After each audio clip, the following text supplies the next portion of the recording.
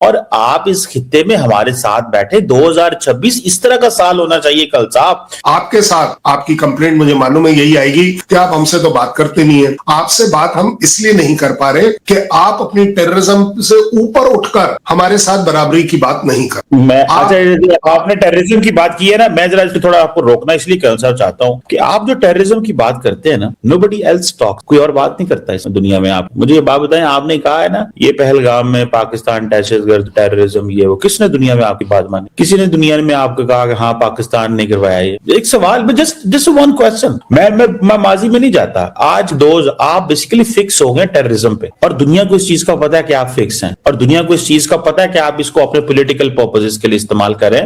मैं अल्हम्दुलिल्लाह मैं सिर्फ ये आपके साथ शो नहीं करता, मैं काफी ट्रैवल भी करता हूँ, लोगों से भी मिलता हूँ, and I have a lot of background चीजों की मुझे बड़ी अंडरस्टैंडिंग हो रही होती है। इन्फॉर्मेशन अमूमन, I am not a journalist, तो मैं इन्फॉर्मेशन शेयर नहीं करता, हमेशा एनालिसिस देता हूँ on the basis of my information. कल साहब दुनिया आपकी स्टोरी नहीं सुनती। अब आपकी स्टोरी किसी टाइम तक जो ना वो चलती थी, वो चल रही थी उस वक्त। वो 2008, 10, 12 एक बुक टाइम था, 14 तक लोगों ने बड़ी, 16 तक मतलब चला वो एक, ठीक है जी। बीच में अमेरिकन हमारे साथ नाराज थे, 19 तक भी चीजें चली, but now things have change. अगर आप इसको लंबा जैसे फॉर एग्जांपल BLA को दहशतगर्द करार दे दिया और पाकिस्तान के अंदर, तो मतलब मैं तो इसको समझता हूँ that is a direct message to India when it, because India का सारा मीडिया सारा टाइम तो बलूचिस्तान के हकूक की बातें कर रहा होता है, ठीक है ना, कश्मीर के हकूक की। सो मैं ये कहता हूँ कल साहब, ये टेररिज्म स्टोरी जो है ना, दिस इज वेरी आउटडेटेड।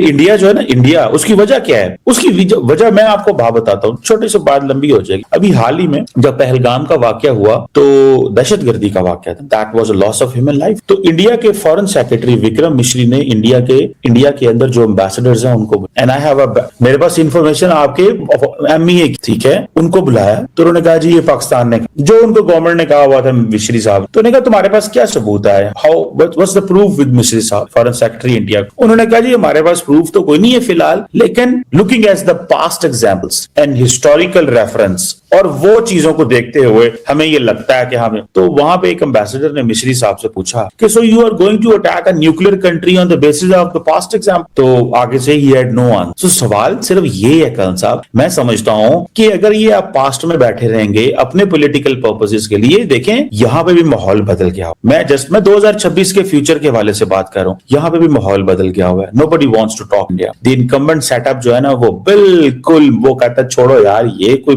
मुल्क है? मतलब सारा टाइम नफरत में जिंदा है, नफरत ही नफरत, मूवी में नफरत, मीडिया में नफरत, घरों में नफरत, सियासतदान नफरत, वजीर आजम कहता है मैं गोली मार दूंगा, मैं ये कर दूंगा, फलां कर दूंगा, मैं पाकिस्तान, मतलब इतनी नफरत यार, किस चीज की नफरत है? क्या है, मतलब क्या हुआ है? क़यामत आ गई है? सवाल ये है। लेकिन यहां पे मैं ये बात कर रहा हूं, so there is no zero appetite. और वैसे ही जब 7 जहाज गिराए हो, दुनिया तारीफें कर रही हो, लीबिया असला खरीद रहा हो, सऊदी अरब मिलिट्री डील्स कर रहा हो, तो वैसे ही बंदा आसमान पे होता है। तो मैं कहता हूं कि ये टाइम है कि इंडिया को भी अपनी इंट्रोस्पेक्शन करनी चाहिए। अमेरिकन नाराज हैं, बांग्लादेश आपसे नाराज हो गया है, पाकिस्तान के साथ आपके मामलात खराब है। मैं समझता हूँ 2026 इंडिया की लीडरशिप को एक डिफरेंट एंगल से देखना चाहिए। मेरी तो ये एज ए लेमैन एक सजेशन है, आई मे बी रॉन्ग, हो सकता है, मेरा तो कोई इंटरेस्ट इसमें नहीं है। इंटरेस्ट तो है मोदी साहब, और मोदी साहब के पीछे बैठे हैं डोवल साहब। इन दो बंदों ने फैसला करना है, बाकी तो सारा इंडिया चूंगे श्यामा बेखंडे है, उन्होंने पता ही कख नहीं किया। जो इन दोनों ने फैसला कर लेना है, मोदी साहब ने और जयशंकर उन्होंने, डोवल साहब ने, और बीच में अमित शाह साहब को भी डाल लें, तो वही सारा होना है। बाकी तो सारा वो थे 1.4 बिलियन तो डिपेंडेंट है इन 3 बंदों के ऊपर, जो इन्होंने नैरेटिव बनाना है वही बनना है। मतलब बाकी तो सारे का कोई हाल साहब। तो कल साहब वैसे बड़ी लंबी बात को छोटा कर मैं स्पेसिफिक आंसर्स कर देता हूं। मुझे नहीं लगता कि मोदी साहब, डोवल साहब या इंडिया किसी भी तरह से कैपेबल नहीं है कि उन्हें कहीं कोई और स्पेशली पाकिस्तान की किसी भी तरह की एडवाइस चाहिए हो। हमें एडवाइस आपसे जरूर चाहिए, और हमें सिर्फ आपसे एडवाइस चाहिए काउंटर टेररिज्म के ऊपर, सिर्फ और सिर्फ काउंटर टेररिज्म। जहां तक आपने बात करी, वो जो डिप्लोमेट्स को ब्रीफ किया, 78 diplomats were called to the MEA in South block.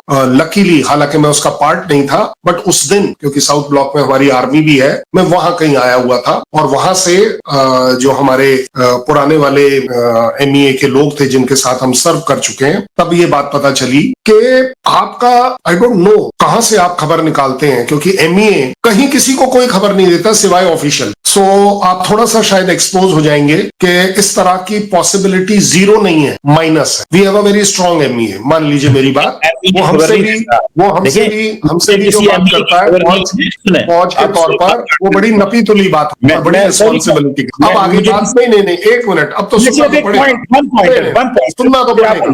देखिए, आपने दो बातें बोली है कि किसी एक एम्बेसडर ने अगर बोला है कि will you attack a nuclear state और not, well let me tell you one thing, ये आपको भी मालूम है, कोई डिप्लोमेट बाहर का जो हमारे यहाँ होता है उसके ऊपर किसी तरह का कोई प्रेशर नहीं डाला जा सकता कि वो क्या स्टेटमेंट दे। उन 78 में से किसी एक ने ये नहीं बोला कि this Pahalgam attack is not by Pakistan, number one. Number two which is bigger, आपके प्राइम मिनिस्टर ने क्या कहा कि अगर पहलगाम अटैक पाकिस्तान इन्वॉल्व है तो प्रूफ दे दीजिए। दैट मीन्स व्हाट, आपने भी कंडेम नहीं किया। पहली बात, आपने पर्सनली का मतलब नहीं बात कर, मैं ऑफिशियली की बात कर रहा हूं। और कंडेम छोड़िए, आप एक बात बता दीजिए, आपने ये बोलना कि सिर्फ हमें प्रूफ चाहिए, आपको नहीं लगता कि हमने ये ऑलरेडी बताया हुआ है पूरी दुनिया को कि प्रूफ क्या, हमने तो आपके आईएसआई के बॉस को बुलाकर पठानकोट दिखाया, ऑन ग्राउंड दिखाया, वहां प्रूफ क्या चाहिए था, प्रूफ तो ऑन ग्राउंड दिया गया था। आपने तब क्या किया? इसलिए मोदी साहब बड़े क्लियर हैं कि पाकिस्तान से बात करने का